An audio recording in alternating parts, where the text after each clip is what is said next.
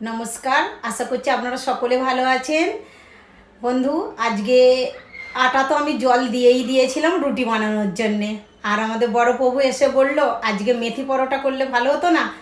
আটা তো জল দিয়েছি, দেখে নিয়েছে, তো বললো তাহলে কি কালকে হবে? আমি বলছি কেন কালকে হবো, ওই আটাতেই আমি তোমাকে মেথির পরোটা বানিয়ে খাওয়াবো, দেখো চলো।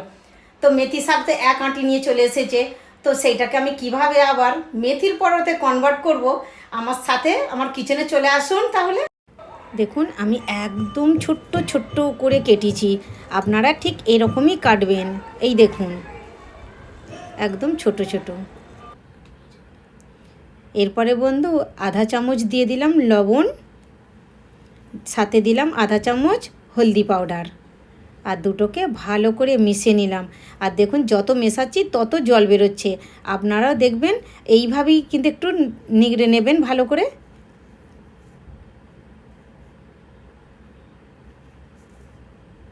ব্যাস এরকম ধারাই করবেন।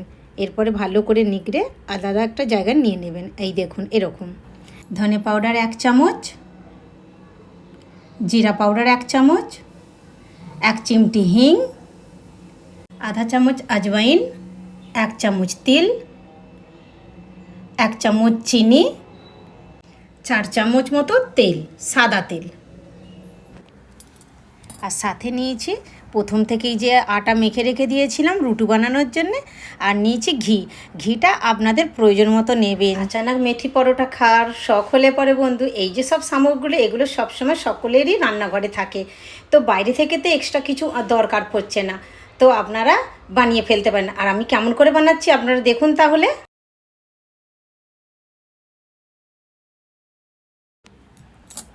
প্রথমে দিলাম জিরা পাউডার,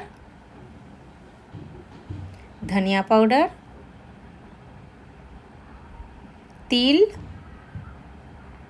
জোয়ান, হিং, চিনি, আর লাস্টে দিয়ে দিলাম পুরো তেলটা। ব্যাস এবার এটাকে আমি ভালো করে মেখে নিচ্ছি।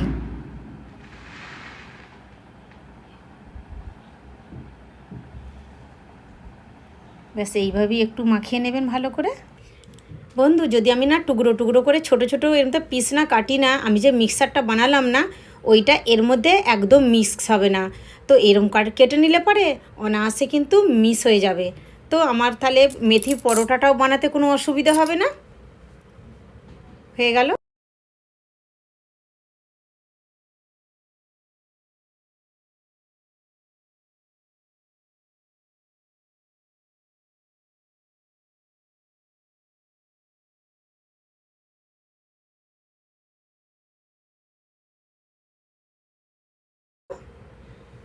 এরপরে দিয়ে দিলাম এই মেথিটা, যে মিক্সারটা বানিয়েছিলাম সেইটা।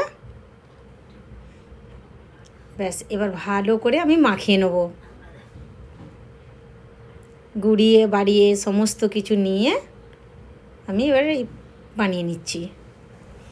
ব্যাস তৈরি হয়ে গেল। এবার হাতে একটু ঘি নিলাম, নিয়ে আটাটাকে ভালো করে মাখিয়ে নিলাম। ব্যাস হয়ে গেল রেডি। বন্ধু, এখানে একটা কথা বলে রাখি, আপনারা যদি চান তো এখনই মানে সঙ্গে সঙ্গে বানিয়ে নিতে পারেন পরোটাগুলো। আর আমি তো এখনই বানাবো, আপনারা চাইলে সঙ্গে সঙ্গে বানিয়ে নিতে পারেন, কোনো প্রবলেম হবে না। আর এসে গেলাম,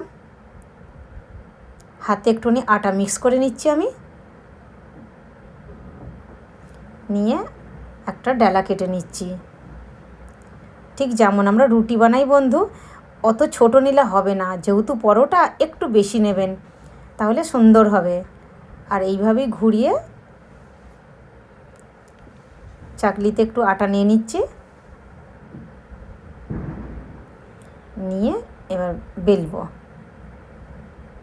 আপনারা আপনাদের মনের মতন যেমন শেপ দিতে চাইবেন দিতে পারেন, কোনো অসুবিধে নেই। আমি একটু গোল গোলই দিলাম শেপটা, পারলে ত্রিকোণও দিতে পারেন।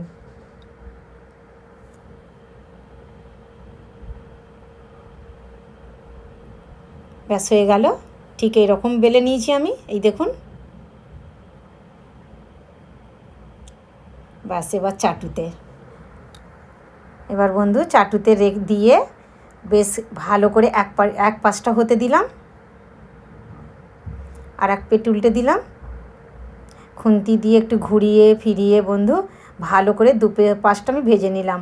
নেওয়ার পরেতে 1 চামচ ঘি উপরে দিয়ে চামচ দিয়ে আমি পুরো ঘিটাকে মাখিয়ে দিলাম পরোটার উপরেতে। আবার উল্টে দিলাম, দিয়ে এপাশেও আবার 1 চামচ ঘি নিলাম, নিয়ে আর চারদিকটাতে আমি লাগিয়ে দিচ্ছি। এই দেখুন এইভাবে।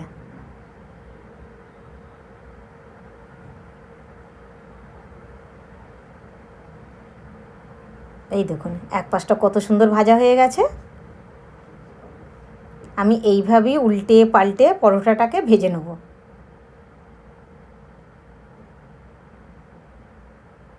কত সুন্দর হয়েছে দেখুন।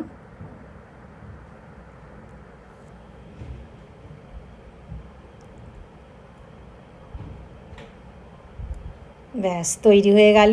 এবার ডাইরেক্ট প্লেটে।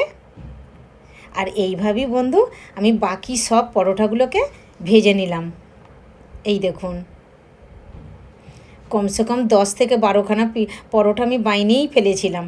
এই দেখুন এইভাবে। আর ব্যাস এসে গেছে। এবার দেখুন বন্ধু আমি কেমন দেখাচ্ছি, দেখছেন একদম কত সুন্দর সবটা নরম হয়েছে। আর এটা খাওয়ার জন্য বন্ধু একটুখানি টমেটো সস কিংবা দইয়ের সাথে আপনি অবশ্যই খাবেন, খুব ভালো লাগবে। দেখছেন 2 উঙ্গলিতে ছিঁড়ে গেল। প্রথমে আমি দই দিয়ে খেয়ে দেখছি।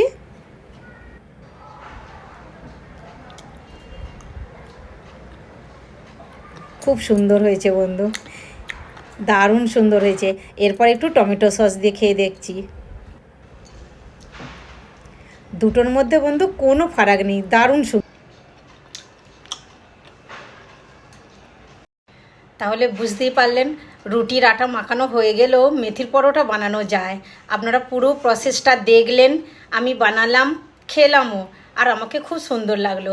আপনাদেরকেও খুব ভালো লাগবে, আপনারাও বানান খান, আর আপনাদের অনুভব আমার সাথে অবশ্যই শেয়ার করুন। আর সেই সঙ্গে বলে রাখি লাইক শেয়ার সাবস্ক্রাইব আর কমেন্ট করতে বিলকুল ভুলবেন না। তাহলে আজকের মতো এখানে আবার একটা নতুন পর্ব নিয়ে আপনাদের সামনে হাজির হব। এখনের মতন নমস্কার।